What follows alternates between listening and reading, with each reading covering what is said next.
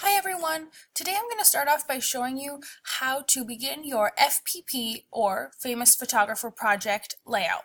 To do this, I want you to go ahead and open InDesign, and you're going to go to File, New, Document. You can also do this by hitting Command or Window N. Before you hit Create, I want you to make sure that your orientation for the paper or document is going to be landscape, that you only need one page, and you have 6 columns at a column gutter of 1p0. Once you make sure that you have all of those settings, go ahead and hit Create. You're going to have a new blank document. I want to show you right here that if you hit the letter W on your keyboard, you'll be able to see what it looks like without the guides. But for now, we're going to keep the guides there. We're going to start off by creating the title for our FPP project, and the title is going to be your artist's name. So to do this, I want you to go over here to the toolbar or to the toolbox. Now, this looks a lot like the Photoshop toolbar, and that's because it's still under the Adobe Cloud or Adobe Creative Cloud, but we do have a couple different tools here, so just make sure that you're being careful which tool you're using.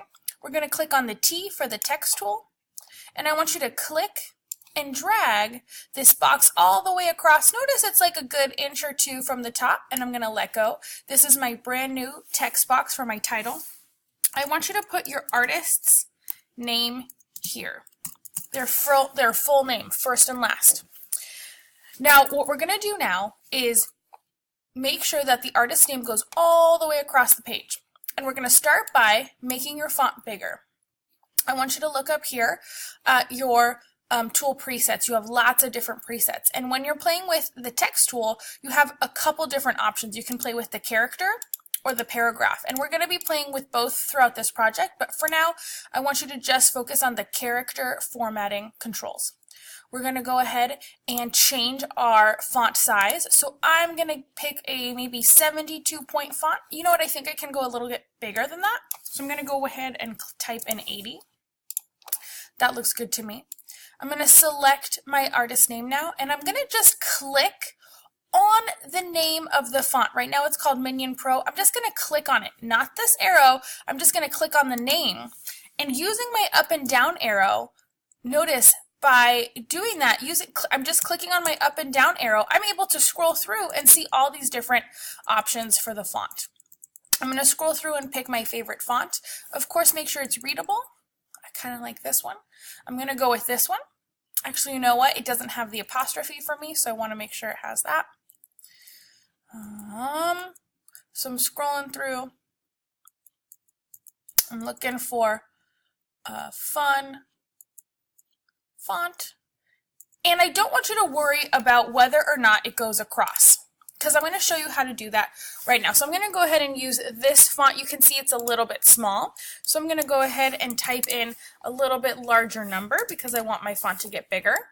I'm going to do it even a little bit bigger than that. So see, it's just kind of a guessing game. That looks good to me. And what we're going to do now is we're going to change something called the kerning. The kerning is the space in between the letters. So this way you don't have to adjust and hit the space bar and play with different things. This is just going to adjust the spacing between the letters for you.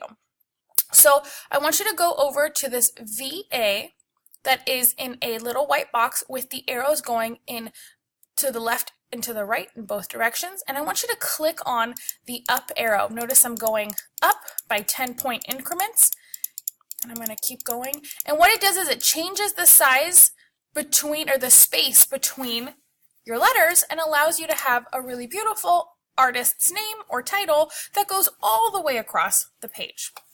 Fabulous. You have now begun your FPP project layout and created a fabulous title.